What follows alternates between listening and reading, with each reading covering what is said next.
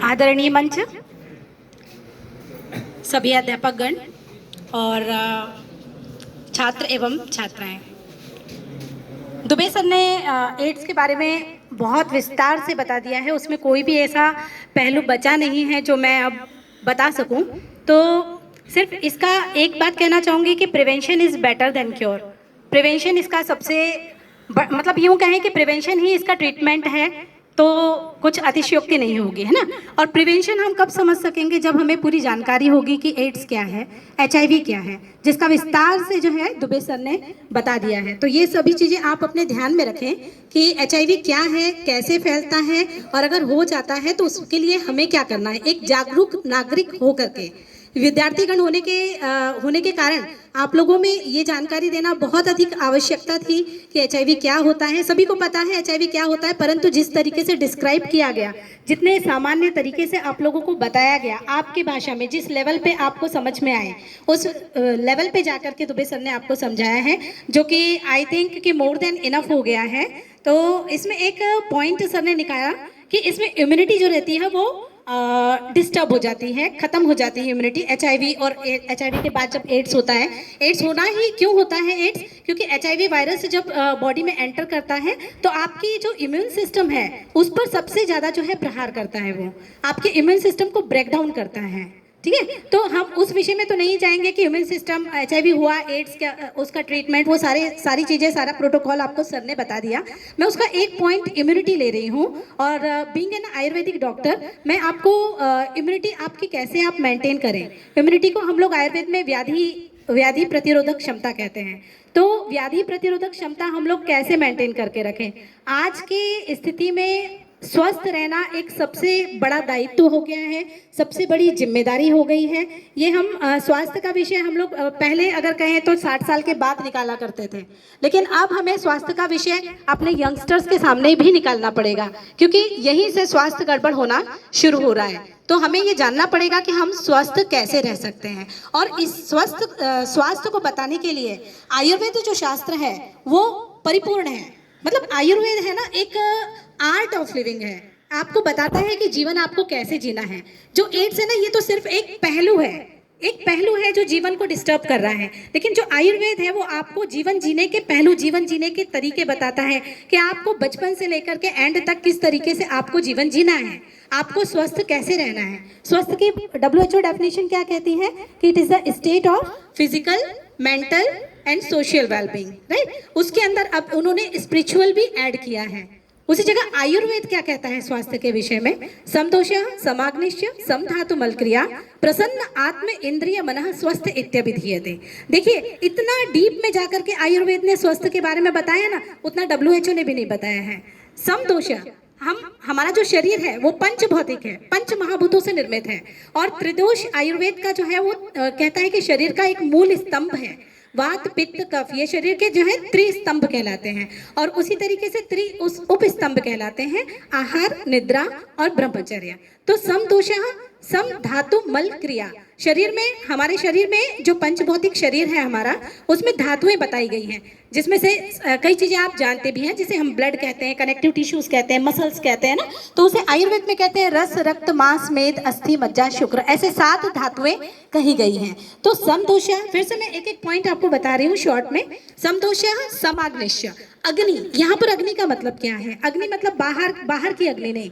आप रोज आपको भूख लगती है ना, वो जो भूख लगती है, जो पेट में एक आग निकलती है, हम कहते हैं ना आग लगी है बहुत जोर से, पेट में भूख लगी है बहुत जोर से, इट्स इज एक्चुअल अग्नि, वो वास्तव में एक अग्नि है। उस अग्नि को हम लोग कहते हैं जठराग्नि, और ये जो जठराग्नि रहती है इसी को सम करना है, क्योंकि ओवरऑल जो आपकी बॉडी है वो डिपेंड किस पे कर रहा है? जो आप आहार ले रहे हैं उसके पाचन पे डिपेंड कर रहा है ना। तो समदोषः, समाग्निश्च, वो अग्नि आपकी सम होना चाहिए। सम धातु मल क्रिया, धातु मैंने आपको बताया कि 7 धातुएं हैं आयुर्वेद में, रस, रक्त, मांस, मेद, अस्थि, मज्जा, शुक्र। तो इन सभी धातुओं का पोषण जो है वो व्यवस्थित तरीके से होना चाहिए। मल क्रिया, धातु मल क्रिया, यहाँ पर मल जो है वो मल और मूत्र के लिए, मल, मूत्र और स्वेद, जो अपना स्वेट निकलता है उसके लिए बोला गया है। तो फिर से देखें हम, समदोषः, समाग्निश्च, सम धातु मल क्रिया, ये तो जो है फिजिकल वेलबींग के लिए हो गया ना, जो WHO की डेफिनेशन है कि फिजिकल वेलबींग होना चाहिए। प्रसन्न आत्मा इंद्रिय मन, प्रसन्न आत्मा इंद्रिय और मन, आपकी आत्मा प्रसन्न होनी चाहिए, है ना। तो आप ये नहीं कह सकते कि आप फिजिकली फिट दिख रहे हैं, आपको कोई बीमारी नहीं है, that means you are healthy. Ayurveda कहता है you are not healthy until, जब तक कि आपकी आत्मा, आपकी इंद्रियां, इंद्रियां पंचेंद्रियां होती हैं, आँख से हम देखते हैं, कान से हम सुनते हैं, और स्किन से हम लोग स्पर्श करते हैं, जिव्या से हम अलग अलग टेस्ट लेते हैं, तो पंच इंद्रियां होती हैं। तो ये पंच इंद्रियां भी जो है स्वस्थ होनी चाहिए, मतलब आपको आंखों से अच्छा दिखाई देना चाहिए, है ना। और आपका जो मन है, ये भी जो है पंच इंद्रिय, पांचवा इंद्रिय जो है वो मन कहलाता है। आपका मन स्वस्थ होना चाहिए। इट्स नॉट इनफ कि आप जो है फिजिकली स्वस्थ है, लेकिन आप जो मेंटली है ना, मेंटली आप वीक हैं, मेंटली आप दुष्ट हैं, मेंटली आप जो है आपके समाज के बारे में स्वस्थ नहीं सोच पा रहे हैं, आपके फ्रेंड सर्कल के बारे में बराबर नहीं सोच पा रहे हैं ना, आप में दुर्बलता है, आपके अंदर निगेटिव फीलिंग्स हमेशा आ रही है। और ऐसा 90% आज के स्टूडेंट्स में, या यूं कहें कि आज के समाज में देखने को मिल रहा है कि निगेटिव फीलिंग्स जो है वो डेवलप हो रही है ना। तो ये प्रसन्न आत्मा इंद्रिय और मन, ये जो है पूरी डेफिनेशन आयुर्वेद कहता है कि ऐसा व्यक्ति जो है वो स्वस्थ है। तो इसके लिए हम क्या करें, ऐसे ये है स्वस्थ की एक्चुअल डेफिनेशन, जो धीरे धीरे धीरे करके WHO भी आगे और मानेगा। स्पिरिचुअल वेलबींग को तो WHO ने इंक्लूड कर लिया है। तो ये इसी को हम स्वस्थ कहेंगे, और हम सभी छात्र छात्राओं को स्वस्थ तभी कहेंगे जब आप लोग भी इसी तरीके से स्वस्थ रहें। मतलब आपको शारीरिक रूप से तो स्वस्थ रहना है, आपको मानसिक रूप से भी स्वस्थ रखना है, आपको आत्मिक रूप से भी स्वस्थ रखना है। क्यों स्वस्थ रहना है, स्वस्थता की क्यों मतलब क्यों स्वस्थ रहना है, क्योंकि धर्म अर्थ काम मोक्षाणाम आरोग्य मूलम उत्तमम, मतलब जो हमारे जो शरीर है, हमें जो दिया गया है ईश्वर के द्वारा, उसका मूल कारण क्या है कि ऐसे ही तो नहीं मानव जन्म दे दिया है ना। तो धर्म अर्थ काम और मोक्ष, ये सारी चीजें जो आपको फॉलो करनी है, तो उसके लिए आपको तो स्वस्थ रहना पड़ेगा। आरोग्य ही उसका मूल कारण है। जब आप स्वस्थ रहेंगे तभी आप धर्म को, अर्थ को, काम को, मोक्ष को, इन सभी चीजों को प्राप्त कर पाएंगे। अगर आप स्वस्थ हैं तो आप अच्छे से पढ़ाई कर पाएंगे। अगर एक व्यक्ति स्वस्थ है तो वो अच्छे से एग्जाम दे पाएगा। अगर एक व्यक्ति स्वस्थ है तो वो अच्छे से टीचिंग कर पाएगा। अगर एक व्यक्ति सभी तरीके से स्वस्थ है तो वो एक समाज के लिए हेल्पफुल होगा, फ्रूटफुल होगा हर तरीके से।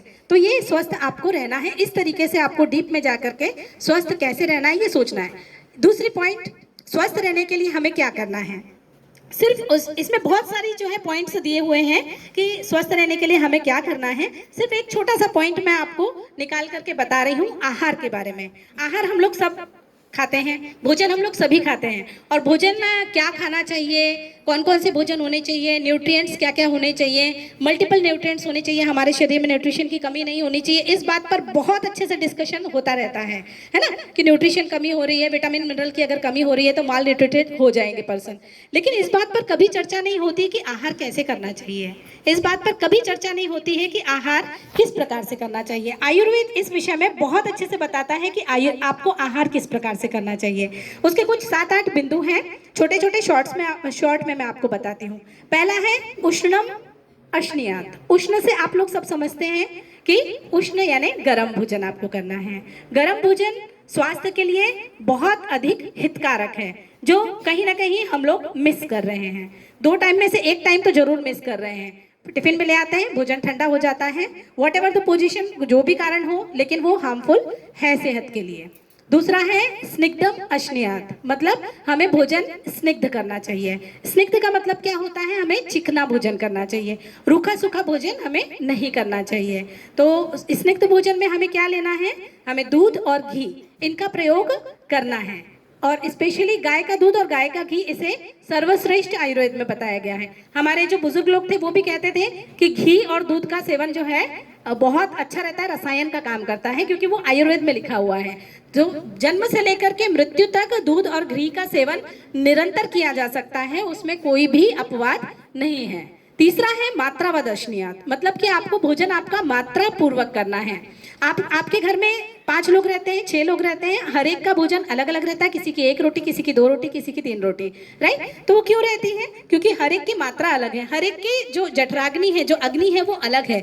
तो हर एक व्यक्ति अपनी मात्रा को सुनिश्चित करके मात्रा युक्त भोजन करे। ये नहीं कि, और मात्रा युक्त भोजन क्यों नहीं कर पा रहे हैं हम लोग, क्योंकि हम भोजन की तरफ देख ही नहीं रहे हैं। आज जो मैक्सिमम भोजन लेने की स्टाइल है वो ये है कि हम जब भोजन लेते हैं तो सबसे